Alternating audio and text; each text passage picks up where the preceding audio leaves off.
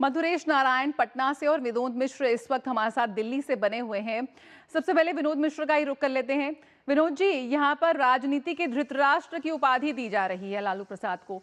पारिवारिक कलह में पड़ना नहीं चाहिए, लेकिन जब पारिवारिक कलह पूरी तरह से सोशल मीडिया पे छाया हुआ है, और तब किस तरह से इस वक्त, क्योंकि जिस तरह की उथल पुथल पहले नजर आ रही थी, अब उनके अपने परिवार में नजर आ रही है, और पहले बहू, फिर बेटा, फिर बेटी, क्या कुछ चल रहा है इस वक्त?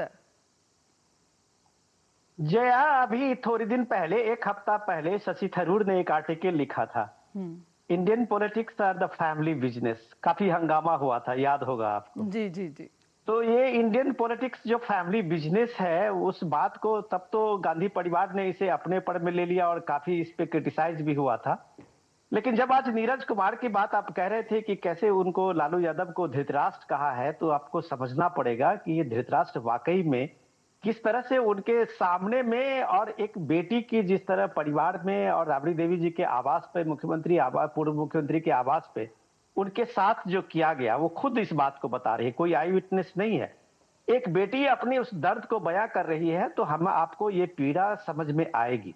ये पीड़ा इसलिए कि आप कह सकते हैं कि वो मेंटोर तो आप नहीं कह सकते हैं लालू राबड़ी के बाद, लेकिन रोहिणी आचार्य लालू परिवार को जितना हम लोग जानते हैं, एक प्रमुख आप कह सकते हैं कि वो किरदार में रही हैं। हर पॉलिटिकल फैसले में रोहिणी आचार्य का काफी इंपॉर्टेंट रोल रहा।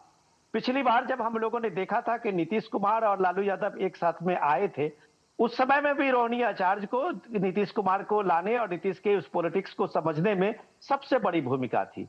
तो आज जो ये दूध में आप कहते हैं मक्खी की तरह उठे, इसको उठा के फेंक दिया गया है, ये बात हम समझना पड़ेगा कि इस पॉलिटिकल बिजनेस में अपने परिवार के ही लोग, अपने सगे संबंधी ही किस तरह से बेकार हो जाते हैं एक एक दौर के बाद। तो ये करारी हार थी, ये बात तो हमें समझ में आई है, लेकिन इसका मंथन होना चाहिए, इसका इंट्रोस्पेक्शन होना चाहिए। लेकिन अब ये संजय यादव और का जो तेजस्वी यादव को, तेज प्रताप को घर से बाहर किया गया था, उस समय से तेज प्रताप बार बार कह रहे थे कि हमारे घर में जो सबसे बड़ा जो झगड़े का कारण है वो संजय यादव है, और तब शायद उस पर किसी ने ध्यान नहीं दिया था।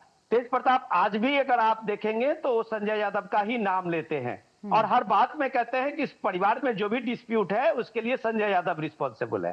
अब संजय यादव का और तेजस्वी का क्या आंकड़ा है, क्या अंडरस्टैंडिंग है, तो वो दोनों जाने।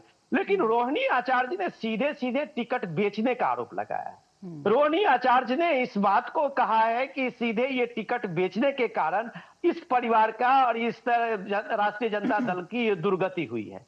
तो ये बड़े बड़े आरोप हैं, और उसके लिए रोहिणी आचार्य ने कहा कि जो लोग चाणक्य बनते थे, उन चाणक्य को इसकी जिम्मेदारी लेनी होगी। बिल्कुल लेनी इसी होगी। बात को लेके अगर उस पे चप्पल फेंका गया, उनको तिरस्कृत किया गया, उनको जलील किया गया, तो मुझे लगता है कि ये भारतीय इतिहास में जो फैमिली बिजनेस बना है परिवारवादी पार्टी का, वो एक तरह से एक्सपोज हुई है। जया, मैं लेकिन दूसरी बात कहना चाहूंगा, मधुरेश से भी पूछ लेते हैं कि इस वक्त जो जिस तरह की प्रतिक्रिया सामने आ रही है, मधुरेश पटना में है। मधुरेश, जो कुनबा, जो परिवार एक समय में उनकी ताकत था, उनकी विरासत का हिस्सा था, आज वो विरासत जिस तरह से बिखरती हुई नजर आ रही है, साफ तौर पर दिख रहा है। यहाँ पर विपक्ष की तरफ से समर्थन के स्वर उठ रहे हैं कि जो हुआ गलत हुआ, हमारा उनसे सहानुभूति है, परिवार को बोलना चाहिए, आपस में विवाद को सुलझाना चाहिए। लेकिन ऐसे में परिवार क्यों शांत है? किसी तरह की कोई प्रतिक्रिया सामने आई है? देखिए, अभी तक तो किसी तरह की कोई प्रतिक्रिया लालू यादव, राबड़ी देवी या तेजस्वी यादव की तरफ से नहीं दी गई है। कई बार बात करने की कोशिश की गई, लेकिन अभी उधर से बात करने से इनकार कर दिया गया। लेकिन सबसे बड़ी बात यह है कि समझने की बात यह है कि संजय यादव ऐसे व्यक्ति हैं जिनको लेकर के पार्टी के कार्यकर्ता भी नाराज रहते हैं। कई एक बार पार्टी के कार्यकर्ताओं ने तेजस्वी यादव से संजय यादव को लेकर के कंप्लेन भी किया है, लेकिन फिर भी तेजस्वी यादव जो है वो उनको लेकर के इतने पॉजिटिव है कि कोई भी काम करने से पहले, कोई भी फैसला लेने से पहले एक बार संजय यादव से जरूर पूछा जाता है। तेज प्रताप यादव को जब घर से निकाला गया था, तो तेज प्रताप यादव ने साफ तौर पर यह कहा था कि घर में जो जयचंद है वो घर की बड़ी फूट का कारण है। और ऐसी ही स्थिति जो आज रोहिणी के साथ में बनी है, ऐसी स्थिति तेज प्रताप यादव के साथ में भी बनी थी और बड़ा बवाल हुआ था। हालांकि तेज प्रताप यादव ने फिर अपनी एक अलग पार्टी बनाई और चुनाव लड़े, जीते या हारे एक अलग बात है, लेकिन बड़ी बात यह है कि बिना किसी स्टार प्रचारक के महुआ जैसे सीट से 32,000 वोट लेकर के आना भी तेज प्रताप यादव के लिए कोई सहज बात नहीं है। उन्होंने मेरी समझ में उनकी ये एक अचीवमेंट है, जिस तरीके से तेज प्रताप यादव ने कैंपेन किया और सब कुछ चीजों को संभाला। लेकिन अब बड़ा सवाल ये है कि ऐश्वर्या राय के बाद में अब रोहिणी आचार्य के साथ में ऐसी हरकत की जा रही है, घर से निकाला जा रहा है, बेदखल किया जा रहा है। अपने आप में लालू परिवार को अब मंथन करने की जरूरत है, क्योंकि कुछ भी हो, लालू परिवार सत्ता में रहे या ना रहे, लेकिन कम से कम बिहार में लालू प्रसाद यादव एक लंबे वक्त तक मुख्यमंत्री रहे।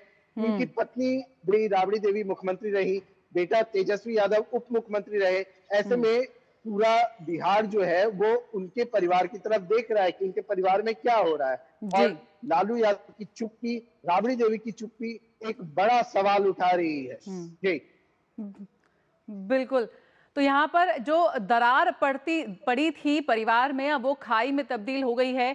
अभी तो 2 ट्वीट आए हैं विनोद जी, आगे भी बात करेंगे। अभी तो 2 ही ट्वीट आए हैं, देखते हैं किस तरह से और ये जो पूरा पारिवारिक कलह है वो निकलकर सामने आती है। फिलहाल मधुरेश और विनोद जी, आप दोनों का ही बहुत बहुत शुक्रिया मिड डे प्राइम में जुड़ने के लिए इस पूरी खबर पर। तो यहाँ पर रुकेंगे एक छोटे से ब्रेक के लिए, जल्द हाजिर होते हैं। आप बने रहिए मिड डे प्राइम के साथ।